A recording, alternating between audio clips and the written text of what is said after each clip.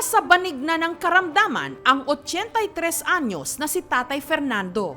Bukod sa kanyang sakit sa bato, may sakit din siya sa puso. Hirap na rin siyang dumilat.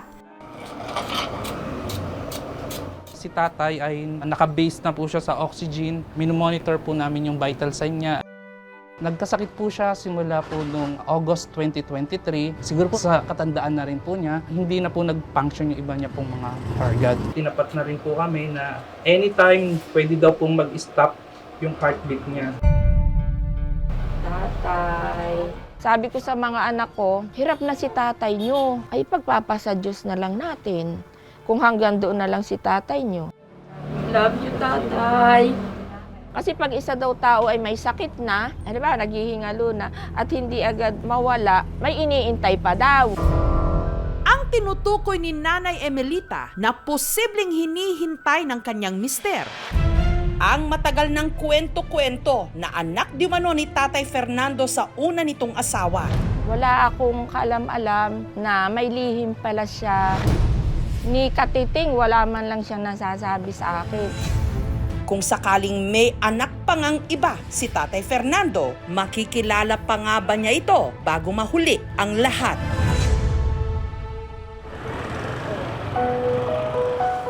Taga-Cainta Rizal sina Tatay Fernando. Matikas, guwapo at simpatiko raw ito noon. Kaya kahit halos 2 dekada ang agwat ng kanilang mga edad, agad siyang sinagot at pinakasalan ng misis niyang si Emelita. Sobrang bait niya. Hatid sundo ako niya sa trabaho, kaya nahulog na ang loob ko sa kanya. Nabiyayaan sila ng 6 na anak. Si tatay po, good provider yan. Pagkagaling sa trabaho niyan, may pasalubong lagi yan sa amin. Nung bata ako, nakatulog na po ako sa sofa bed namin. Nagising ako noon, binuhat niya ako. Dinala niya po ako sa higaan ko. So ngayon po, siya naman po ang inaalalayan namin. Sa laban-laban lang na sinusuklian po namin yung hirap at pagod na ibinigay niya sa amin. Ang palaisipan na meron silang kapatid sa ama nagsimula nito lang nakaraang taon nung dumalo sina Emelita sa libing ng kanyang hipag na si Kuanang sa Asinggan sa Pangasinan. Naging bulong-bulungan ng mga pinsan ko na meron daw po kaming kapatid na mas nakakatanda. Sabi ng mga pinsan ko, may isa pa nga kayong panganay lalaki. Sana sa ni mother ko, diyempe nga natay, adamak kati kausinsin yung anak ng kalyong nandok. Tatay, Ang itinuturong anak ng kanilang Tatay Fernando, ang 61 anyos na ngayong si Silverio, na kilalang beautician sa kanilang bayan. Ito ang ipinambubuhay niya sa misis niyang si Lynn Marie at sa kanilang mga anak. Sa mga pagmamanicure sa paggugupit ko, maayos ko naman po sila na palagi na pag-aral ko sa hirap ko rin naghanap-hanap buhay. Alam ko po kung gaano kasakit po. Kaya ayaw ko pong ma-experience nila yung na-experience ko po na wala silang kagisnang tatay. Lagi po naman yung sinasabi na sana buhay pa yung tatay ko. Matagal na palaisipan daw kay Silverio ang pagkatao ng kanyang ama. Tikom daw kasi ang bibig ng kanyang nanay Loretta hanggang namatay ito taong 2004. Hanggang isang araw, naging customer ni Silverio si Tia Kuanang na buhay pa noon. Ikaw ba yung anak ni Loretta? Oo, Nay. Ah, ikaw pala yung anak ni Nando.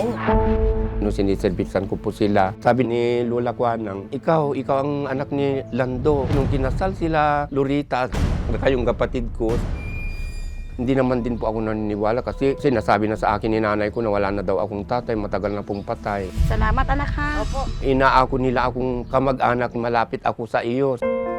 Dekada 50 raw nung nagkakilala sina Fernando at Loretta sa probinsya ng Isabela.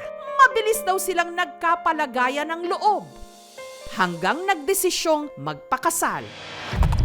Pero sa araw ng kanilang pag-iisang dibdib, Umaikan! Agkalma ka! Ay naku. si Loretta bigla raw nag-iba. Nagwala-wala mo tin kasinsin ko nganihan na kati sumre kay simbaan. Naina-ina ko na nagsangsangit. Nagtinumot nga kwa kinibinda nga napanjinti yung altar. Di nakaparantumang danis do kay ni Fernando. Nagkalmama ni Wakasinsing ko. Pwede na po si kasaran. Nagwala man na ni Kasinsing ko, naglagto-lagto, agikiki. Mabansya ka naman ni uncle ko, wala kami nun. Iwadag na ka ng aming kadwa ng taon. So ngayon, dati sa akin, iman na ka nung pasakay ti Kalisa. Sa takot daw kay Loretta, pagkatapos ng kasal, si Fernando nagpakalayo-layo. Mga tungan siguro, nga masikob, ni Kasinsing ko nga Lorita. Pero ang nginaw siguro, so nga kasi nga agwala-wala. At ang batang yun ng araw, si Silverio. Sa lamay ni Tia Kwanang, pumunta si Silverio at sa hindi inaasahang pagkakataon, nag-cross ang landas nila ni na Emelita. Nung nakita ko siya, sabi ko, bakit parang katulad ito ni Mr. ko? Kamukha nga nung anak ko, yung si Gilbert. Parang may lukso rin ng dugo. Nung tinanong ko siya, ilang ka ng taon? 60 po. Tapos sabi ko, ako 66, ikaw 60. So matanda lang ako ng 6 na taon. Ako po yung asawa ni Tatay Fernando mong pangalawa. Hindi nagyakapan po kami. Tumitindig yung mga balahibo ko. Doon na ipinagtapat ni Silverio kay Emelita na minsan na rin pala silang nagkita. 2013, na-meet pala niya kami ng mister ko doon sa Burol. Kasi singer siya eh. Ante, alam mo, nag-bless ako sa iyo. Pero nung makapag-bless ako kay tatay, ako ay umiyak na nang umiyak sa isang tabi. Bakit hindi ka nagsabi na ikaw ay anak pala? Natatakot po ako, ante, baka hindi niyo ako tanggapin. Masakit din pala dito sa dibdib yung nararamdaman mo na gusto kong makapiling yung tatay ko. Wala pong nangyari kasi nahiya po ako kasi yun nga pong nasa isip ko, baka hindi nila ako matanggap buhay ko.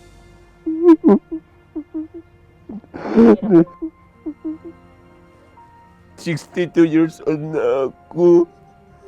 Ngayon lang kami magkakilala ang tatay kong.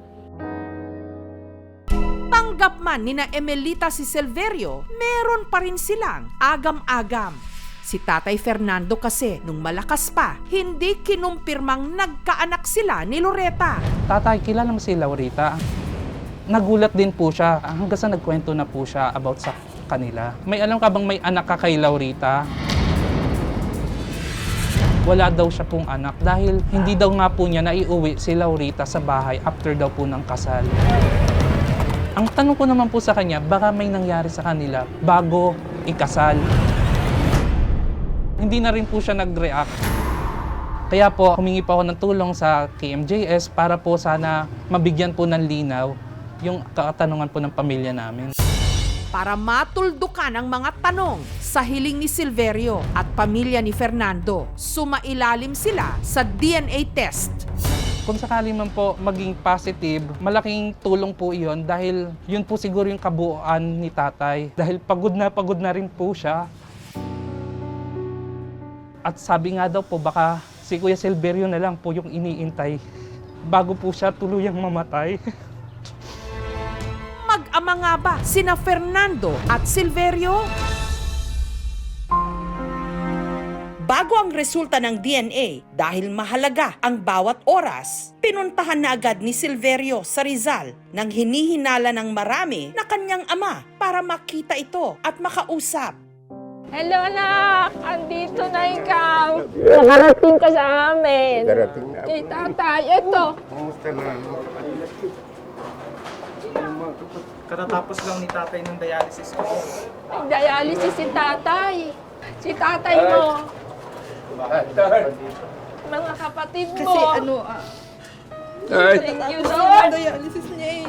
Thank you, Lord. Nakarating si Silver. tatay ko.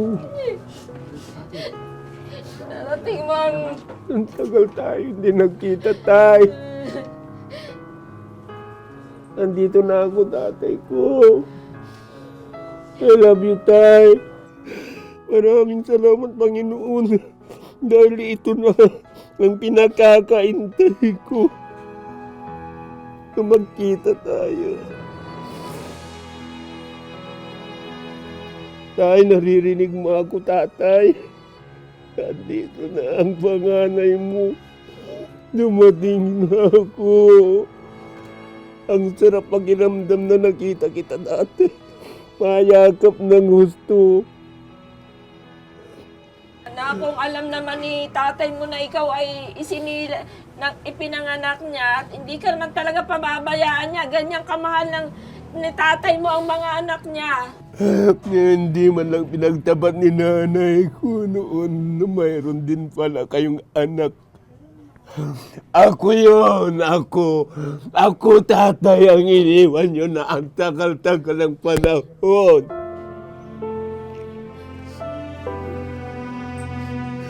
Dahil andito ako, tingnan mo naman ako, tatay. Oh.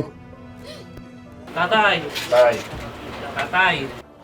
Tatay! munat mo yung matampa. Yun! Ayan, ako na. Si Kuya Silverio. Sabihin mo, magkamukha kita, tatay. Ito, magkamukha kami ni tatay. Ikaw ay tatay ko talaga. Oo nga! Isang mukha. Malakas man ang kutob nilang mag-ama sila, sa huli ang makapagsasabi pa rin ng katotohanan ang DNA test.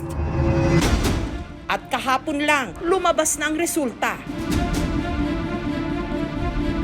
Sa DNA test na isinagawa kay Tatay Fernando at kay Silverio, ang probability of paternity ay 0%.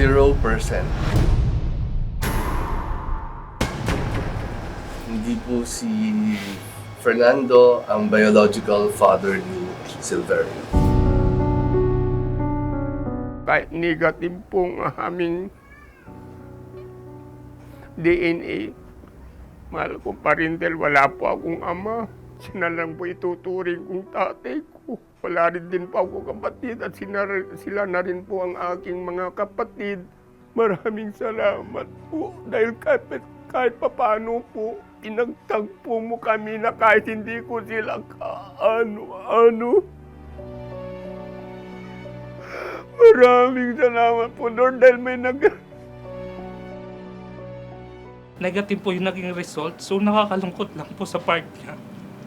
Dito lang rin kami, kuya, ha? Basta, I love you, Gilbert. dito lang kami. I love you, Huwag Nana. kang mag-alala na. Anak pa rin kita.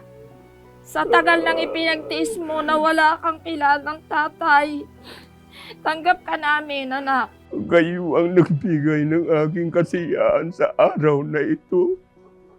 Dahil ang sarap yung magmahal ng magkakapatid. May nanay, may tatay, kumpleto kayo. Nanawagan po ako kung nabubuhay ka pa. Sana, tatay, magparamdam ka sa akin. Dahil ako pinangungulila at naghahanap ng tunay na ama. Kahit pala isipan pa rin magpahanggang ngayon kay Silverio ang tunay niyang ama, ipinagpapasalamat na lang daw niya Embrace tayong lahat. na sa pangyayaring ito, nakatagpo siya ng mga tao na itinuturing siyang higit pa sa tunay na kadugo.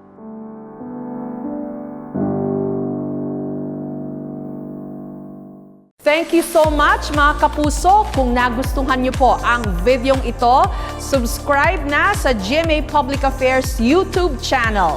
Don't forget to hit the bell button for our latest updates.